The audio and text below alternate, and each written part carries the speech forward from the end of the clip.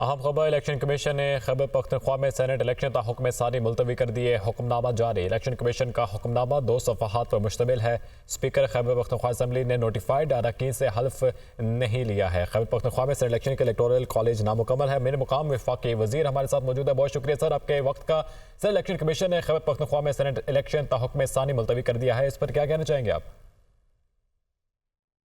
ये हमारे सूबे के अवाम की बदकिस्मती है और यूजर हमारे सूबे के अवाम है कि उन्होंने इस तरह बकाया पाकिस्तान में है कानून, मरकज में है कानून, पंजाब सिंध बलूचिस्तान में है कानून और पाकिस्तान की आईन और कानून की बालादस्ती। अगर केपी में इसी तरह लोग आए, इस तरह मखलूक आए कि वो एक फर्द वाहिद को आईन भी समझते और कानून भी समझते और इलेक्शन कमीशन भी समझते हैं, हमें समझ नहीं आ रहा है और ये कहते हैं कि हमें ऊपर से हट रहा है।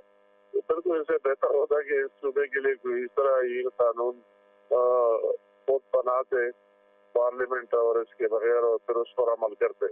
आज जो बहुत अफसोस की बात है कि पूरे पाकिस्तान में सीनेट के इंतखाबात हो गए, लोगों के नुमाइंदे मुंतखब हो रहे और केपी उससे महरूम रह गया और इलेक्शन आज नहीं हुए। और क्यों नहीं हुए?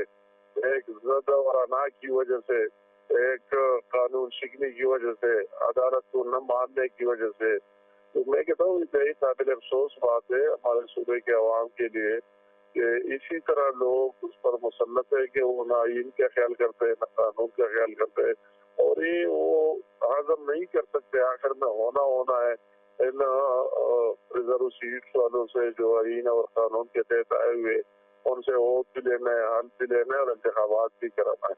मगर वैसे ये टाइम जाया कर रहा है और लोगों को वैसे अपने भी और दूसरों को भी टेंशन में डाल रहा है।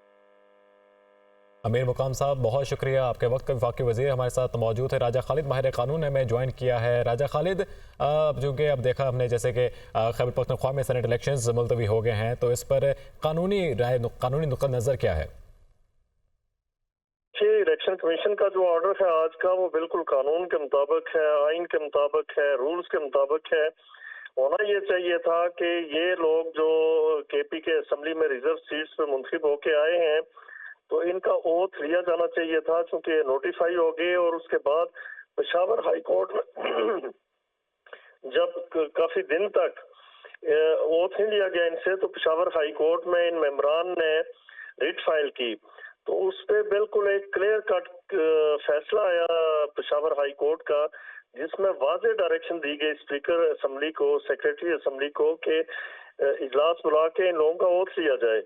लेकिन उस फैसले से डेविएट करते हुए, उस फैसले की वायलेशन में आज तक ओथ नहीं लिया गया। इलेक्टोरल कॉलेज मुकम्मल नहीं था। चुनाचे जो इलेक्शन कमीशन ऑफ पाकिस्तान है, उसने बिल्कुल अप्रोप्रिएट फैसला किया, एक ऑर्डर पास किया कि till the completion of electoral college इनका ओथ नहीं हो सकता, क्योंकि इन लोगों की रिप्रेजेंटेशन होनी है सेनेट के अंदर। तो लिहाजा ये हो नहीं सकता कि इलेक्टेड मेंबर्स हैं और वो वोट ना कास्ट कर सकें। तो बिल्कुल कानून के मुताबिक है, जो आइन के फंडामेंटल प्रिंसिपल्स हैं उसके मुताबिक है। और किसी को भी ये फंडामेंटल राइट है मेंबर्स का कि उनको उनके राइट ऑफ वोट से डिप्राइव नहीं किया जा सकता। तो मैं समझता हूँ बिल्कुल legally well founded, well reason फैसला है, ऑर्डर है। तो लिहाजा इसकी मैं समझता हूँ कि जस्टिफिकेशन कानून और आइन के मुताबिक मौजूद है। ठीक है, राजा खालिद साहब हमारे साथ ही मौजूद रहिएगा। हाफिज़ एहसान अहमद माहिर कानून, उन्होंने हमें ज्वाइन किया। बहुत शुक्रिया आपके वक्त का हाफिज़ साहब। अब स्पीकर खैबर पख्तनख्वा असम्बली जो है वहाँ पर सेनेट इलेक्शंस मुलतवी हो चुके हैं। तो राजा खालिद साहब ने जिस तरह से कहा कि ये लीगली जो है सही फैसला हुआ है, तो आपको भी लगता है कि लीगली बिल्कुल दुरुस्त है? बिस्मिल्लाहिर्रहमानिर्रहीम। आपका शुक्रिया कि आपने मौका दिया। ये जो आज लीगल कंट्रोवर्सी इस वक्त चल रही है केपी के असेंबली के अंदर, मुनासिब यही था कि जब इलेक्शन कमीशन ऑफ पाकिस्तान का एक फैसला आया है और उस फैसले को पेशावर हाई कोर्ट ने एंडोर्स किया है, और इन दोनों फैसलों के अंदर दो चीजें थी कि सुन्नी थाक काउंसिल जो है as a political party in MNAs जो इन्होंने ज्वाइन किया है उनकी बुनियाद के ऊपर रिजर्व सीट्स की एंटाइटल नहीं है। और दूसरा, ये जो सीट्स हैं ये जाएंगी जो दूसरी असेंबलीज हैं अकॉर्डिंग टू देयर प्रोपोर्शन, जो उनके डायरेक्ट इलेक्शंस के अंदर मेंबर्स आए हैं। तो जब दो ऑर्डर्स मौजूद हैं तो उसके लिए मुनासिब ये था कि जो केपी के गवर्नमेंट के स्पीकर, केपी के असेंबली और उसके बाद जो सेक्रेटरी असेंबली थे वो इस ऑर्डर की कंप्लायंस करते और जो कॉन्स्टिट्यूशनल एक मैकेनिज्म है उसको आगे जाने देते। अब उसके अंदर गवर्नर ने अपना रोल प्ले किया, आर्टिकल 128 के नीचे उसने इजलास बुलाया जिसको जो है फिर कंट्रोवर्सी का निशाना बनाया गया। हालांकि कॉन्स्टिट्यूशन और जो केपीके के असेंबली के रूल्स ऑफ बिजनेस उसके अंदर क्लियरली ये है कि गवर्नर जो है वो इजलास को बुला सकता है और उसे प्रोरोग भी कर सकता है।